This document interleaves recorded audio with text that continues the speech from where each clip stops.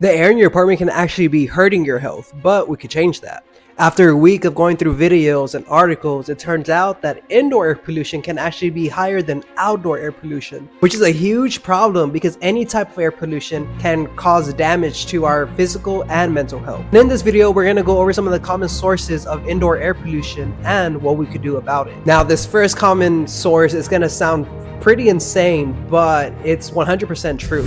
Particle concentrations when you do things like fry meat in oil can reach higher concentrations than you'd find on a busy roadside. So that was Professor Carslaw at the University of York, and her primary work has been in indoor air pollution for the last 10 years. And as she stated in her interview, frying meats in oil can produce a higher particle concentration than a busy roadside. But what are these particles and how do they affect our health? Well, Harvard professor David Keith explains here in this video, but just some warning, what he has to say is pretty scary. PM is just what it sounds like.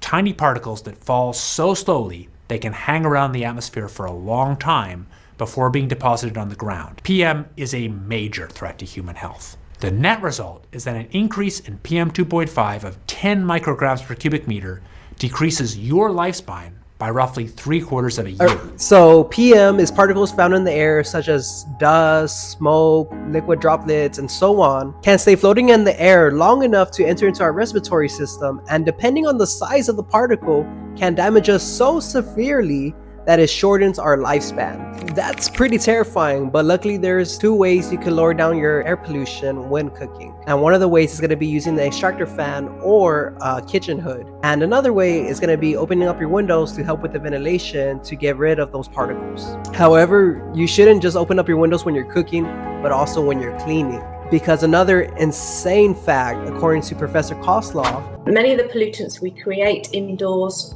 through processes like cooking and cleaning are the same sort of pollutants that we'd meet outdoors. And the EPA states the reason that our cleaning products can cause indoor air pollution is because when these products are used, they or their byproducts can react with other chemicals in the air or on the surfaces to form PM and other air pollutants. But just like cooking, there are two simple ways to lower down air pollution while cleaning besides just opening up your windows. One way is switching your cleaning products from spray to liquid, because again, we don't want to be spraying all these chemicals into the air. Or you could just spray into the rag to reduce that amount of chemicals going airborne. And the last thing you could do is switch to non-scented cleaning product, because another unfortunate truth about anything scented, according to the professor, if you can smell something, it probably means it's got a volatile organic compound in it, or VOCs you sometimes see them referred to. Those compounds are in fragrances, in spray-on deodorants, in so many things that we use indoors.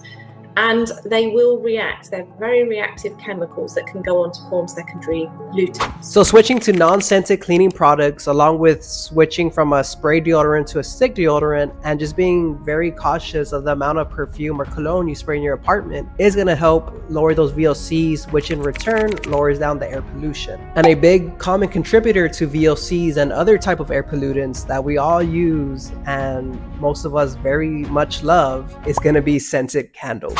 What's happening when you burn a candle, you just have a constant combustion source. You can make particles, you can make nitrogen oxides from those candles. If you have scented candles, you're releasing those fragrances into the environment as well. Now, if you're like, but David, I love my cashmere lavender candle, I'm not gonna throw it away. I would say an alternative would be just to use them sparingly, and please just use them with the windows open to reduce the amount of air pollution in your home. I know it's a lot, but if there's anything to take away from this video, it is to leave your windows open, especially when cooking and cleaning. Try to limit the amount of perfume and candles you use indoors, and consider switching to liquid unscented cleaning products. Do these actions in your apartment today and you will improve your indoor air.